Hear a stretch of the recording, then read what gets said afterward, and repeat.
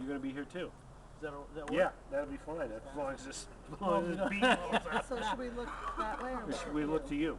We Well, should talk however to you. you want. Yeah. I mean, we can make some illusions. We can make some illusions. You want to sit over here? No, it's work. Okay. I'm saying that you I too, got it. you too, from the last thing we just saw. I didn't look at it. Okay, well, you don't Purposely. Want to be, you don't want to be this way too much. All right. Well, and I guess another little bit. I mean, how you guys have been in the industry for a long time. So how many different projects have you done? Oh yeah. We'll save that for on camera. Yeah. All right. Good morning. My name's John with the Pine Tree, and I have the great pleasure of being here with Sally Kaplan and David Vassar. And one is they are film industry veterans that have worked on a great project and will tell us about, but they're also Arnold residents. So we want to welcome them. You guys have been here for a couple years now. 2010 August. Welcome and thank you. Thank you. You know, and I think it's always interesting, and it's do you like it so far? Yeah, it's been an incredibly welcome change. I mean, it's a huge change. Yeah. I mean, coming from Los Angeles to the town of Arnold, but the people have been great. And yesterday I got in the car at 12 o'clock and I drove up to Evans Pass, and I was hiking in the High Sierra after a 1-hour drive. One of the things is about our area that I think a lot of people that come here you don't realize is, you can have anything here. If you don't like the weather where you are, you just drive 20 minutes, and which is different than a lot of areas in the U.S. Yeah. One of the things I love about it is within a 20-minute radius by car, you can have something so completely different. I don't mean just weather. I mean the look of the place. I'm always inspired by these trees, but if I get tired or feel like I'm a little held back, I take a drive to the hills of Murphy's, and David and I go to the high country a lot. There's something. It's just within a 20-mile radius is so much. It's so breathtaking. The other great thing is that as opposed to Highway 120 that dead ends into Yosemite, and has 200,000 cars, or Highway 50 and 80 that run into Lake Tahoe. I mean, there's a lot of really fabulous places to walk and hike and kayak, but there's no sort of industrial tourism at the end of the road, which really makes it really delightful. Now, speaking of venues and places to walk, we're in one of the best. We're at Big Trees. We're at Big Tree State Park now, and we're actually in front of the Stump. And you guys have a project that's going to be coming out on PBS here soon. Now, tell us a little about it. Well, we have worked on a 2-part special documentary on California state parks for PBS. It's called California Forever. And David and I were actually scouting for the film.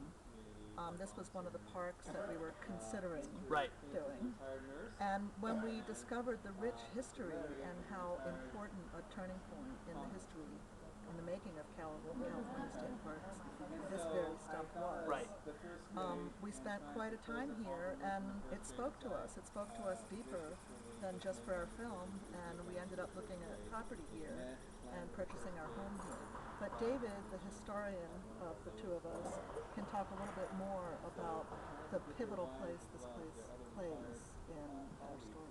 Yeah, I mean, we actually we opened the film in Calaveras Big Tree State Park. And that is because when this tree was cut down in 1852, the reason it was cut down is that nobody in the world would believe there was something this big. So there's a certain innocence involved. It's somewhat impulsive. Now we would think, are you kidding me? But the interesting thing is the tree was cut down in 1852.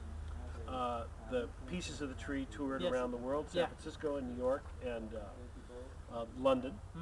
And in 1864, when John Kness, who was a senator from California at the time, he actually authored the Yosemite grant that Lincoln would sign that would set aside Yosemite Valley and the Mariposa Grove of big trees.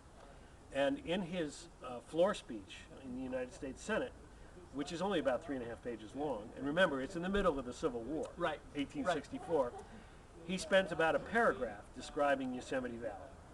And he spends about 2.5 pages describing the beauty of the Mariposa Grove of big trees. And his underlying rationale for protecting the trees is that we can't let the same tragedy that befell the trees of Calaveras to befall the trees of Mariposa. So this tree, this stump, Yeah. in our film, is actually the spark that ignites the park idea that leads to the creation of Yosemite, Yellowstone in 1872, the National Park Service in 1916. All goes back to this stump. So the sacrifice of this tree, so to speak, did, I mean, it did have value. I mean, in some ways, I mean, it's a tragedy, but Yeah. you know, many positive changes come out of tragedy. Yeah. I think you have a point, though. The tragedy of this tree had value in the end, just the way the tragedy of locking up a beautiful elephant in a zoo is Right. tragic to some. But if people didn't know about elephants, they wouldn't want to keep them in the wild. So Right. there is something Right. to it. So the piece opens here. Now, where did you go to? How many different parks? So David turns to me because I'm the producer of the Got it. film. He's the co-producer as well as the writer and director. So he turns to me for all the logistics because I remember Understood. that very well. So we actually, the two of us as a team, visited nearly 100 parks throughout California. Wow. We scouted them, and it was an incredible year-long journey. Took a lot of pictures and a lot of Took notes. a lot of pictures and a lot of notes and a lot of experiences between the Yeah. two of us at these places. In the end, we narrowed it down, and between the two films, we shot in approximately 47 parks. And we brought in a core crew of about 5 of us, and then for the bigger shoots, about 12 to 15 people with tall cranes and whatnot. Right. And the park staff were really our crew as well, helping a great deal. If you hear a little bit of background noise, they're working on the new visitors center over there off behind us, and also there's some people on the stump behind us as well. So 47 parks. Your favorite? I know. Which one of your parks is the favorite? Well, that's a very loaded question. and you know, the diplomatic way to say it is they're all my favorites. I understand. Yeah. But certainly, I have my own favorites. Yeah. I mean, we're in the North Grove of Calaveras Big Tree State Park, which is the one that's closest to the road and the one that's easiest to get to. But I would say that taking a walk in the South Grove, which is about a 10-mile drive Yes. south of the Stanislaus River, that is definitely one of the best day hikes you'll ever have anywhere. And then from there, I would go to probably the Stout Grove of Redwoods in Jed Smith State Park, which is a redwoods park on the Oregon border, Right. which is it's a rainforest, Yeah. and it is one So of the most. lush. It's so incredible. Lush. It's I think it's probably the most amazing forest I've ever walked in. It's just insanely fabulous. And then to the opposite extreme, Anza Borrego during the spring bloom in the Anza Borrego Desert in San Diego County on the Mexican border, unsurpassed. Yeah. So David's remembering some of the iconic, beautiful places that we filmed in, and the most strikingly beautiful that haunts my memory that I miss Yeah. is Point Lobos along the coast. But the other places that stand out for me, believe it or not, are not the pretty places, because the pretty places I know are there.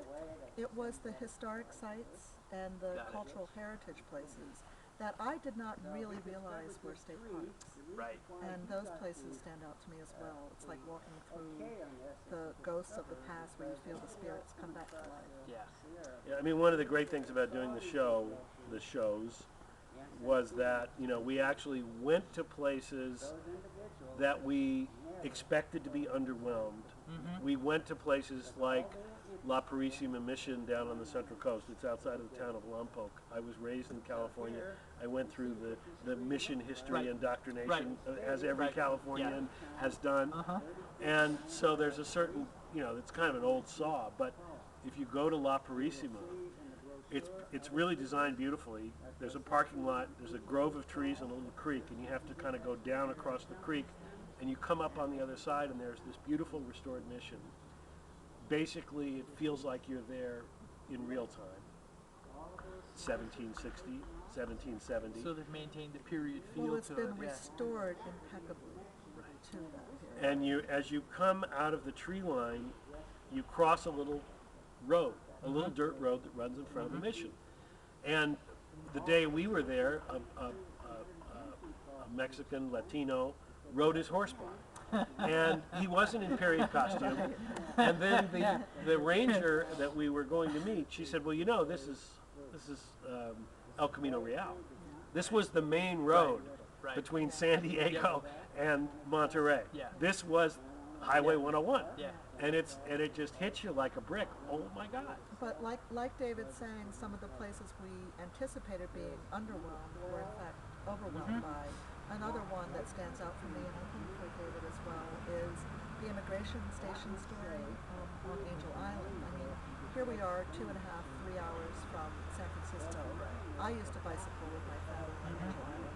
I know how spectacular and beautiful it is, but I never knew there was a tragic piece of our history that took place there too, in the immigration station during the Chinese Exclusion Act, when Asians and mostly Chinese were detained and questioned and not necessarily admitted to the mainland. They were often sent back.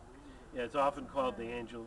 It's often called the Ellis Island of the West, but in fact, it really wasn't the Ellis Island of the West because it was specifically designed to keep Chinese out.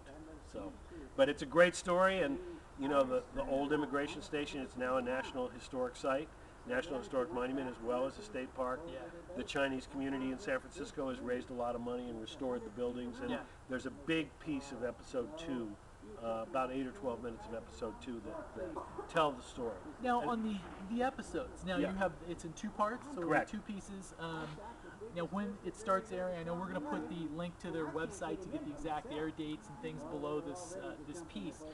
But how is it? I mean, how are they broken up? What are the different? It's pretty simple. The first episode is the history of California state parks. Okay. So that starts right here in Yeah. 1852, goes to Yosemite, then to Big Basin, the North Coast, the coastal preservation, and basically brings us right up to the present. Okay.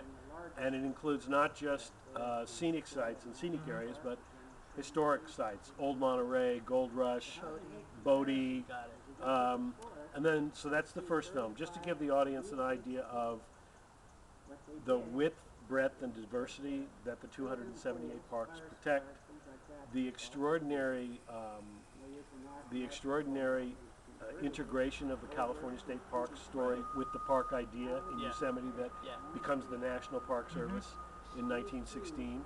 And the second episode is really 4 or 5 short stories that present challenges that parks are facing and how they're dealing with them. Right. Challenges that are going to become common everywhere. Yeah. You know, things like, you know, native species preservation versus recreational use, things like off-road vehicle use versus contemplation of nature, expanding, diversifying our population. We're going to, as a culture now, we're going to have to set aside those places that tell other people's stories besides the dominant culture. So. And I think an overarching sweep in episode 2 is as the population of California continues to increase, and what we think of as open land continues to get smaller, what are we going to do to keep and create parks? You mean all of California is not like Calaveras County? Well, it's one of the reasons. Little gem. You know, just to go back to the whole idea about why we're here, why we're in Calaveras. When Sally and I raised the money to make the film and realized that we were going to actually do this, we weren't really pining to get out of Los Angeles. We didn't. You know, I was born there. We actually like Los Angeles. It's home for you. We know it really well. But there had been a little feeling, well, maybe we should think about moving. And we said, you know, we're going to visit the nicest parts of the state over the next 2 or 3 years. So let's just take it as a gift, and if we See if something speaks to us. land in a place that really speaks to us, we'll spend an afternoon with a realtor and just see what's out there. So out of all the incredible places in California, from every corner of the state, we decided that this was the best one. But it really happened very organically. It wasn't like, that's it, you know, all the other places go by the wayside. It wasn't really like that. It was like, this speaks to me, does it speak to me? Yeah, it speaks to me. Next time we're here, let's get a realtor. And then find the house. So it happened gradually. But I'm humorous listening to my husband talk about how we weren't pining to get out of LA. When I met David 11 years ago, one of the first things he said to me was, I'm not going to live and die in LA. You need to know that now. So maybe he wasn't pining yet, but I knew in the back of his mind. And so the upshot is that the upshot is that next month we close our studio in LA and we open offices in Murphy's. Very nice. So there you go. Backcountry Pictures. It Yeah. fits. Very nice. Very nice. Well, welcome. Thank you. Hopefully there's many more projects in the pipeline. We have quite a few things cooking there. So. So just to let everyone, audiences know that this will begin airing, actually it already started airing in Southern California last week, September 4th, and will continue to air this week and next week on PBS. Check your local listings by going to our website, calforever.com, and click on PBS. Got it.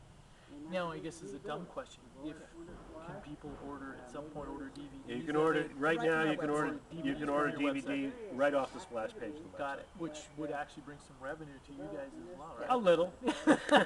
It's definitely It'll help.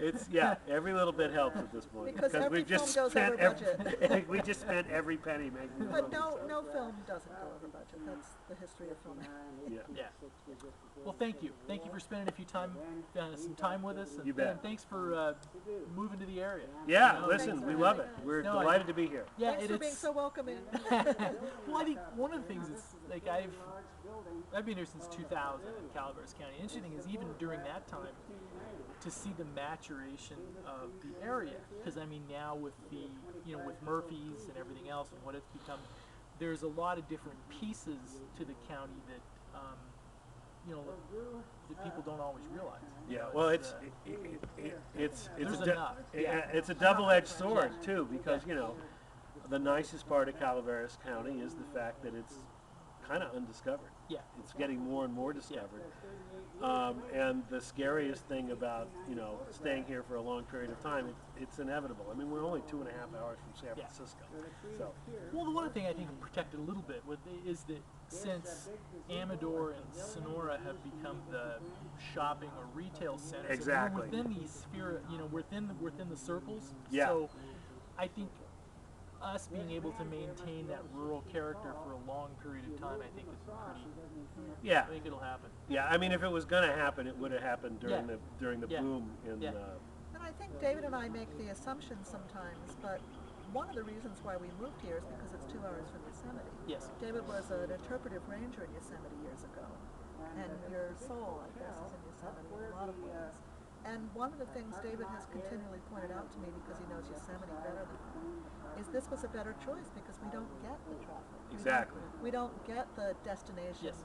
quite Yeah. yet. Yeah. And it's an easier place to live because of that. Yeah, and I think one last little plug for me personally, well, you guys mentioned it, is the South Road. If people, Yeah. if people, you come up here, if you have, a lot of times people visiting the area, they only have a couple hours, they come to this Right. area, the Stump and the North Grove. But if you go to the South Grove, like I remember I went through one time there just as the snow was melting, Yeah. when it was still, you could just start becoming accessible. Yeah. And that was a pretty special, it's a pretty special time. Last summer, which was the summer after the Yeah. big snow. I don't know where Yeah. those are. By the way, the first winter we were here was 2010-11. So, heaviest snowfall in the Sierra Nevada since 1950. Understood. I want to tell you. But Sierra But- Hills Market cooked my turkey. There Right. you go. But You got to experience the area without power. Yeah, so Right. it took you very back. much so, yeah. no, we bought the generator and the leg. Week one. we Yeah. got generated, right. But Sally's brother came out in June or July, and we went down to the South Yeah. Grove, and it was full bloom. The azalea was out, Yeah. and it was just really, really spectacular. It's a great little secret. Thank you. Okay, thank Thank you. you very Nice- much. nice to And have welcome. Thanks for having Thanks. us, Yeah. John.